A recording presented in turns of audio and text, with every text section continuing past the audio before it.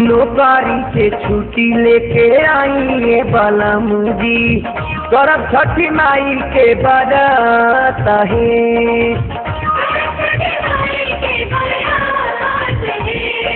ननदो के गाए बोलावाई बलमुजी करब छठी माई के बारात है।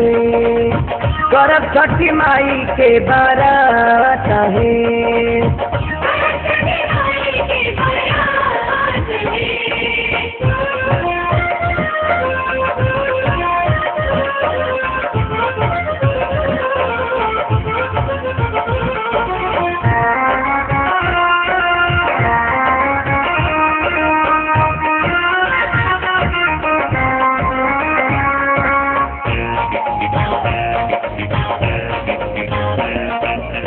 वही जात ले हब भरी भरी के कपड़ा पूजा के सामान सब किनाई जाके छापारा।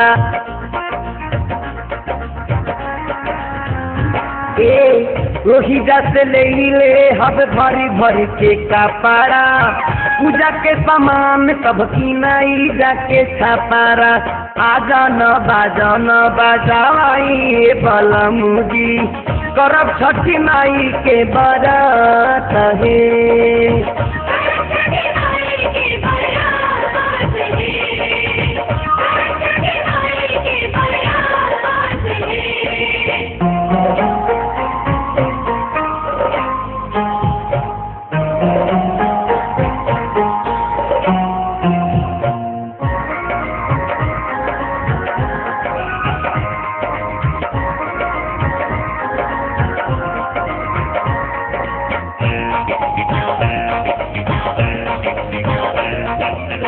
गेहुआ चीनी चाउर दे दी है मुखिया सतर घाट से लाई दे हब मुखिया।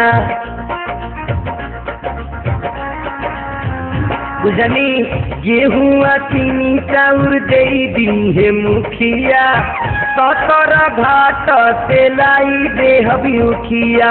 आंगना में पोखरी खोनाई बलमुजी करब छठी माई के बारात है।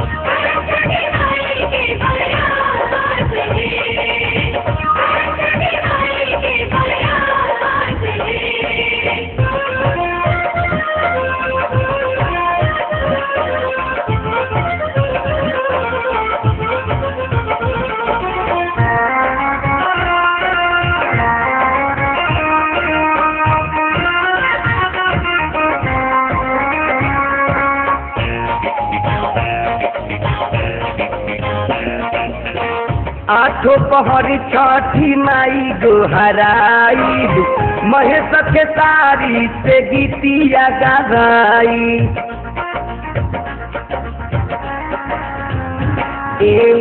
आठो पहर छठी माई गोहराई महेश के सारी से गीतिया गाई। सुनु के रेडियो बनाई बलमुजी करब छठी माई के बारात है।